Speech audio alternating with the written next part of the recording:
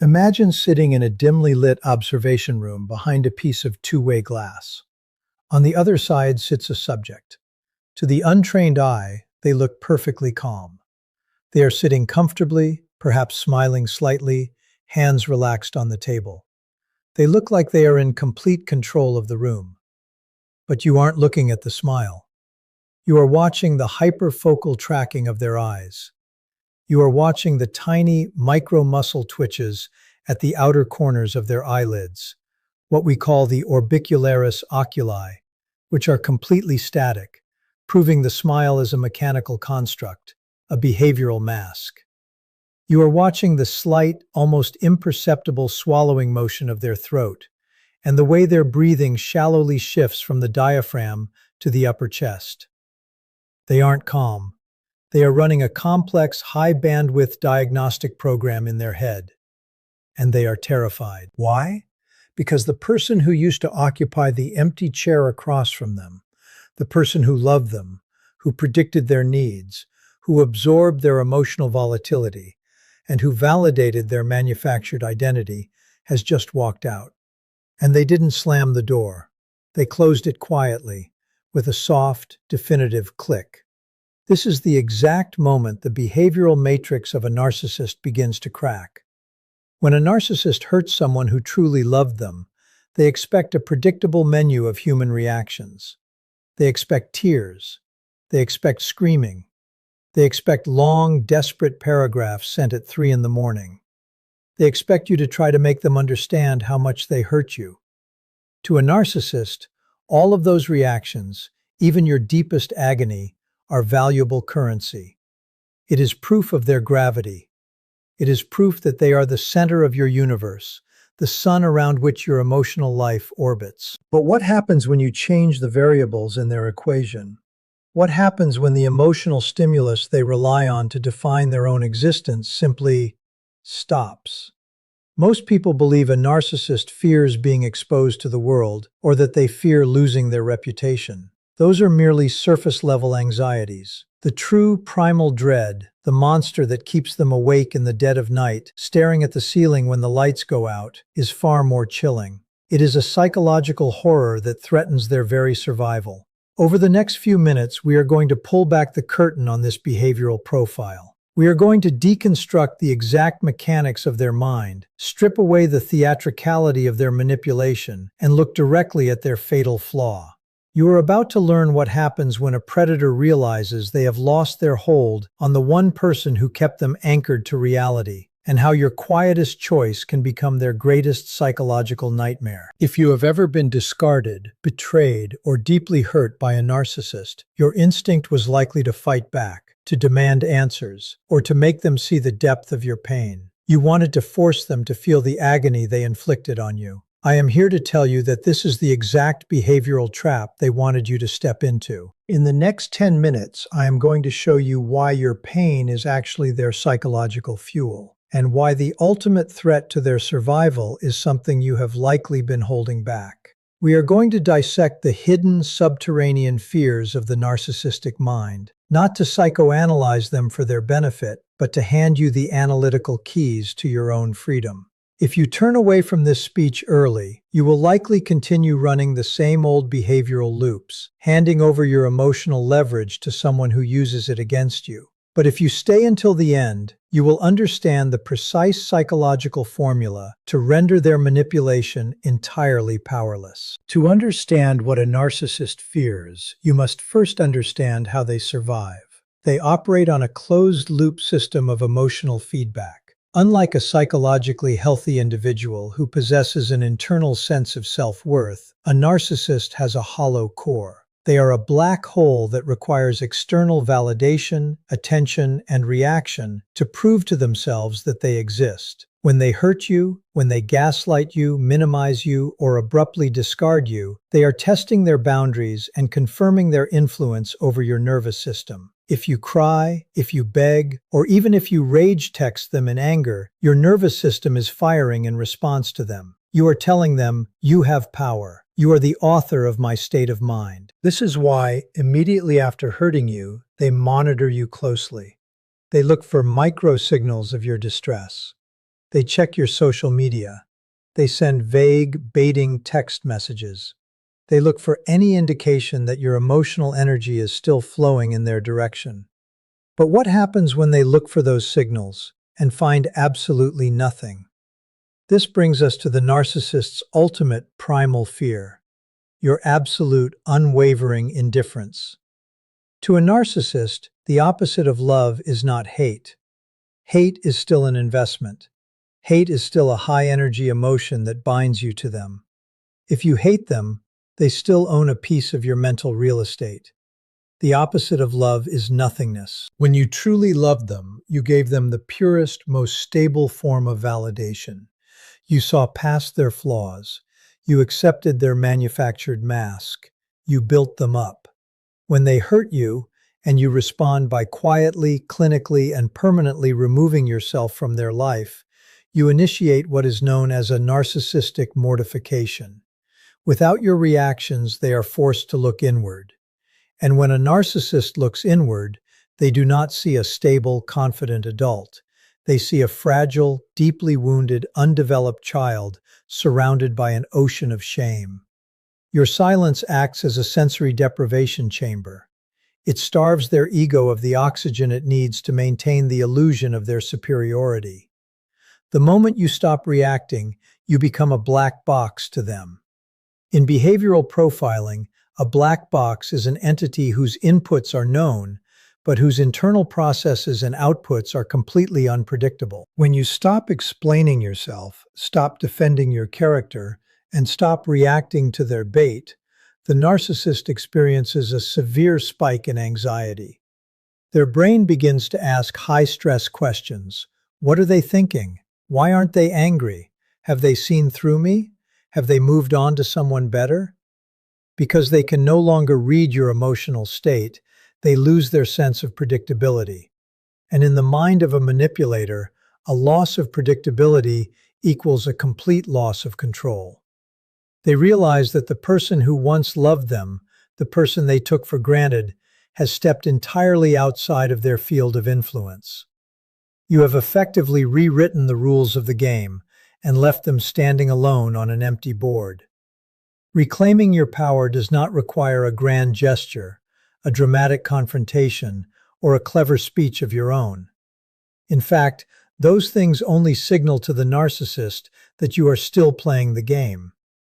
Your greatest asset is your absence. When you make a clean break, when you block the numbers, ignore the mutual contacts, and treat their existence with the same emotional weight as a stranger passing on the street, you execute the most devastating psychological move possible. You expose the truth that they are not the center of your universe. You prove that your value, your peace, and your future were never dependent on their validation. They feared your silence because they knew that within that silence lay your healing. And once you heal, you become permanently immune to their influence. Treat your attention as the incredibly valuable resource it is. Stop spending it on a ghost and start investing it entirely back into yourself. To understand the precise architecture of a narcissist's attachment style, we must first discard the standard humanized vocabulary of love, connection, and mutual respect.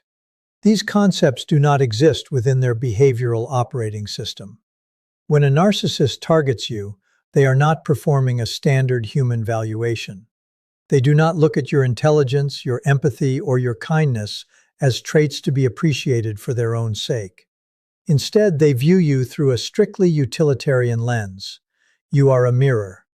You are an external psychological prosthetic designed to stabilize an otherwise fragile, highly volatile internal ego.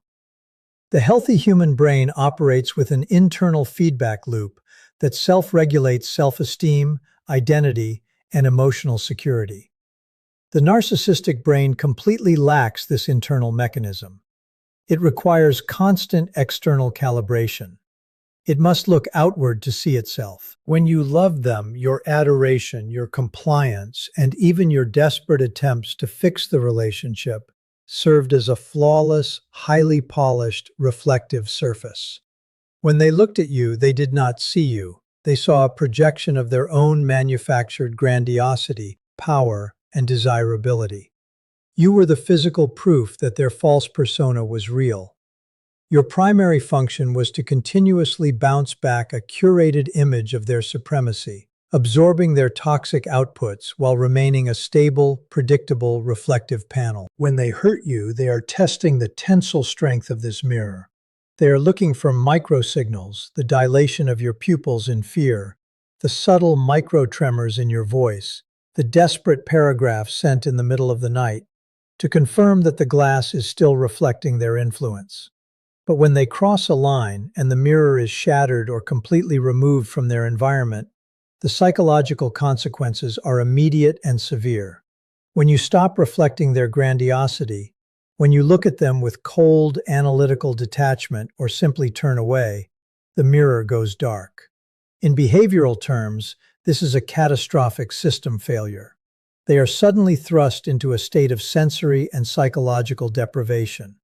Without your reflection, they have no baseline to determine who they are. The terrifying reality they have spent a lifetime running from, the hollow, chaotic void at their core, begins to bleed into their conscious awareness. They do not grieve the loss of you as an individual. They grieve the loss of the stabilizing feedback loop you provided. The panic they exhibit is not the heartbreak of a lost love, but the existential dread of an addict whose supply has been abruptly cut off, or a pilot whose instrument panel has suddenly gone completely black in the middle of a storm. This loss of self-stabilization triggers an immediate, desperate search for a replacement reflective surface. They will cycle through frantic behavioral patterns, ranging from hoovering tactics and manufactured emergencies to sudden, aggressive smear campaigns, all designed to force you back into the role of the mirror, or to project their internal chaos onto someone else before their psychological structure collapses entirely. They are terrified of the silence that follows your departure, because in that quiet, unreflective space, they are forced to confront the absolute nothingness of their own unmasked identity.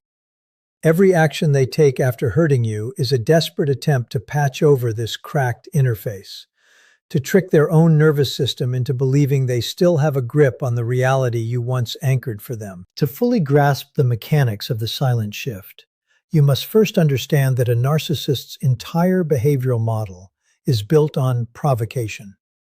They are emotional chess players who rely on your moves to plan their next attack. When they hurt you, they expect a reaction. They expect you to scream, to cry, to defend your character, or to demand an explanation.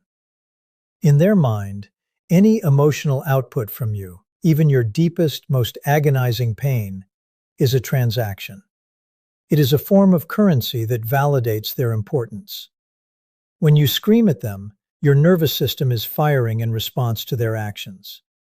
When you cry, you are confirming that they have the power to alter your physical and emotional state.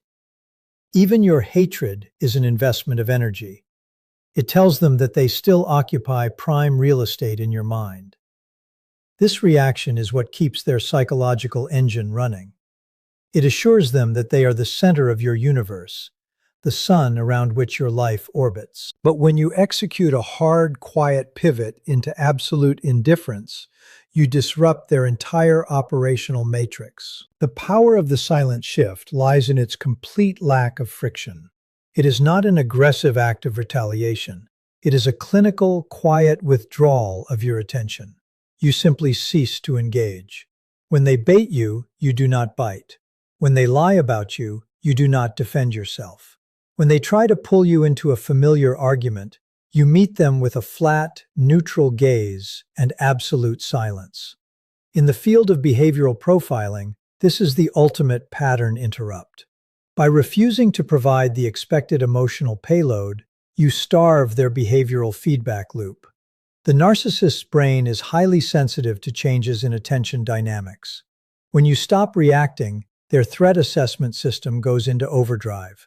They look at you and see a blank wall where a highly responsive target used to be. This sudden, absolute quiet registers in their subconscious not as peace, but as a terrifying form of psychological non-existence. Because they have no internal sense of self, they require your reactions to prove to themselves that they exist and have impact. Your indifference tells them that they have become completely irrelevant. This irrelevance is their absolute worst nightmare. It is a cold, clinical demonstration that they no longer have the power to affect your nervous system. They can scream, they can lie, they can smear your name.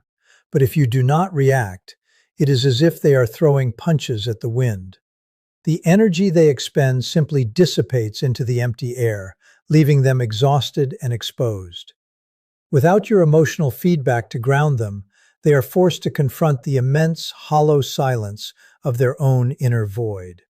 They begin to experience a severe form of cognitive panic. They will try harder to get a rise out of you, escalating their behavior, throwing tantrums, or playing the victim, all in a desperate bid to get just a single spark of anger or sadness from you.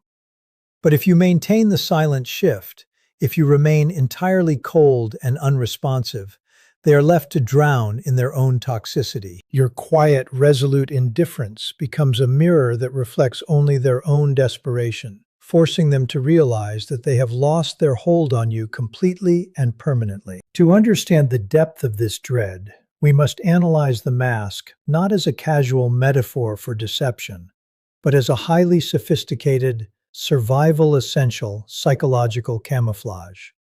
The narcissist's entire life is a theater production, where they are both the director and the lead actor, desperately trying to convince the audience, and more importantly, themselves, that the character they are playing is real. This character is powerful, enviable, bulletproof, and deeply superior. The tragedy of their existence is that beneath this elaborately constructed exterior lies a fragile, underdeveloped ego that is entirely incapable of processing shame, weakness, or failure. When they inflict severe harm on you, they are operating under the assumption that their mask is still fully operational, shielding their true nature from view. But when the dust settles from their destructive behavior, a critical shift occurs in the victim's perception. For the first time, you are no longer looking at the character, you are looking at the actor. You are looking at the seams of the costume, the desperation in the script, and the hollow emptiness behind the eyes.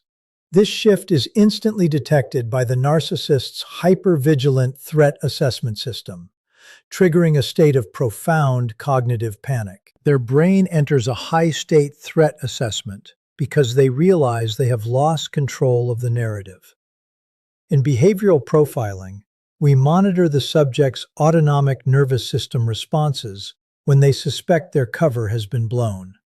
The narcissist's heart rate spikes, their breathing becomes shallow, and their cognitive bandwidth is entirely consumed by one terrifying question: do they see me? They are not worried about your pain, nor are they feeling guilty for the harm they caused. Their terror is entirely self-referential. They are terrified that you have decoded their behavioral patterns, mapped their insecurities, and realized that the monster tormenting you is actually an incredibly small, frightened child wearing a giant, menacing shadow. If you see through the mask, the power dynamic is permanently inverted. You now possess the ultimate weapon, the truth of their inadequacy. They realize that they can no longer manipulate you using the old protocols because you are now immune to the illusion. You see the machinery behind the magic trick, and once a magic trick is understood, it can never mystify you again. This fear of exposure drives them into a defensive posture that is highly revealing. They will watch your face for any sign of contempt or pity. To a narcissist, your pity is far more damaging than your anger. Anger validates their strength. Pity confirms their pathetic nature. They will analyze your micro-expressions, looking for a cold, knowing look, the slight asymmetric raise of the upper lip that signals contempt, or the relaxed, unbothered posture of someone who is no longer intimidated. When they detect this shift, their brain perceives it as an existential threat, as if their very survival is being compromised.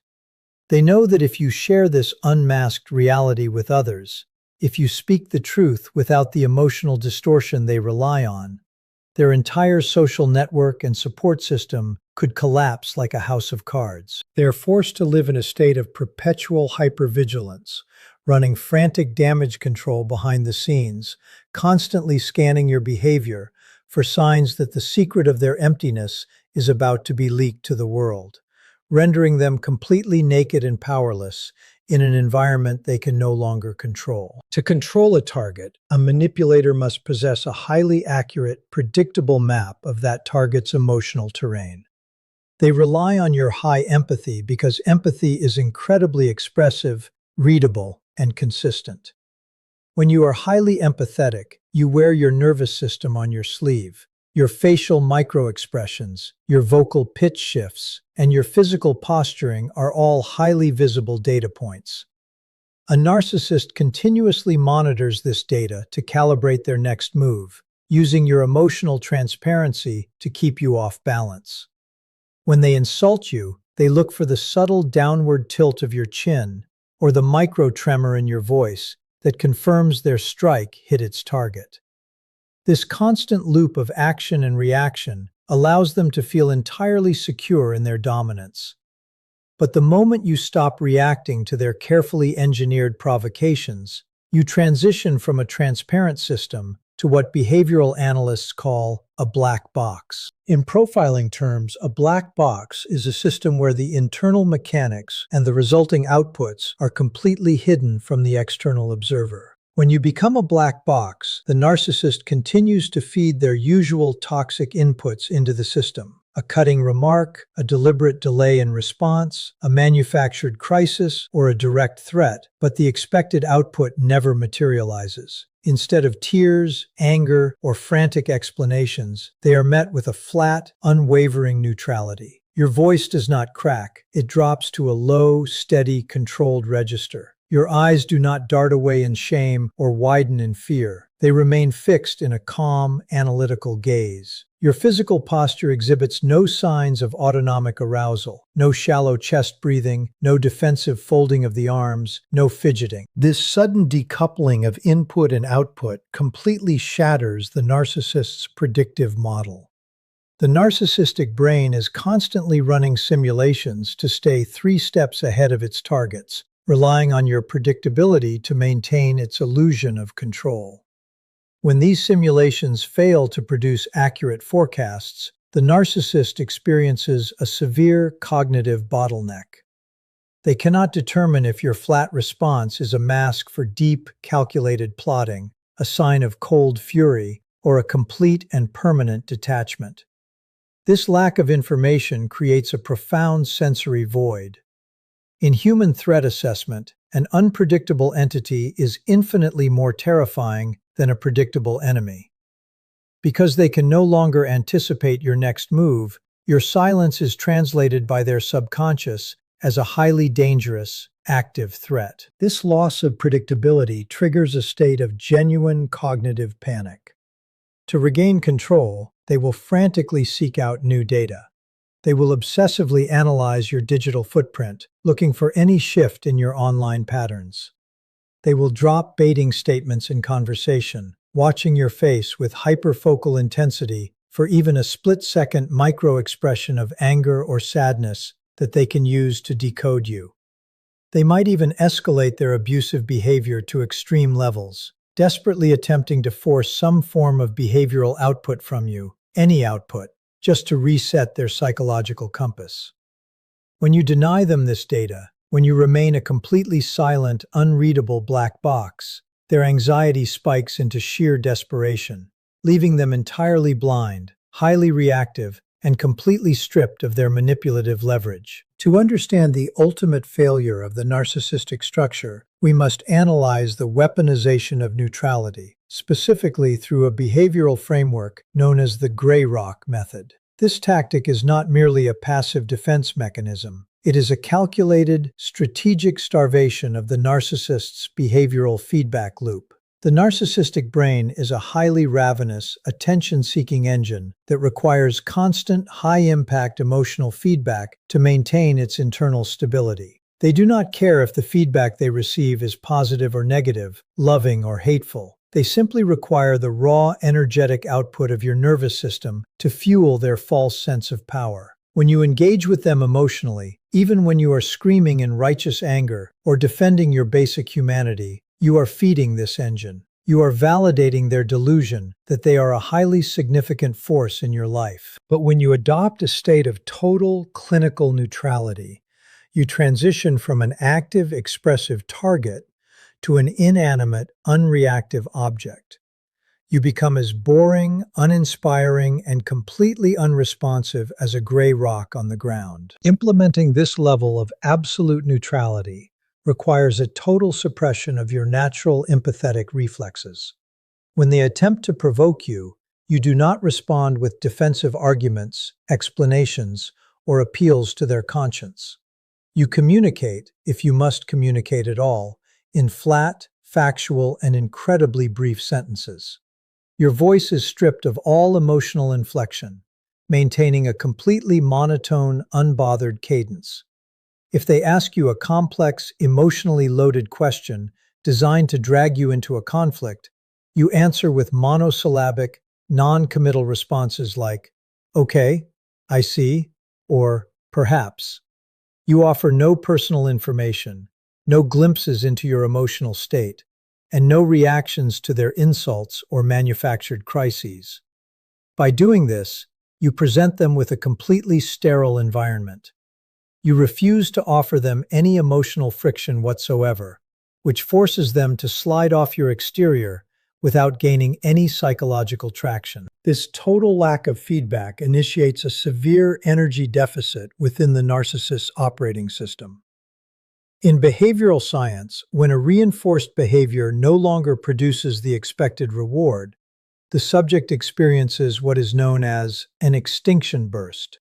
The narcissist will initially escalate their provocations, trying harder, louder, and more aggressively to break through your neutral exterior and force you to react. They might lob outrageous accusations, threaten to ruin your reputation, or alternate wildly between tearful pleas and cold rage. But if you do not flinch, if you remain completely flat and unbothered, their escalation hits a hard wall of indifference. The energy they expend on these intense provocations simply dissipates, leaving them entirely depleted. They are forced to absorb the full, unmitigated weight of their own toxic energy because there is no external target to catch it. This absence of feedback starves their ego, forcing them to look directly into the hollow, terrifying void of their own internal emptiness.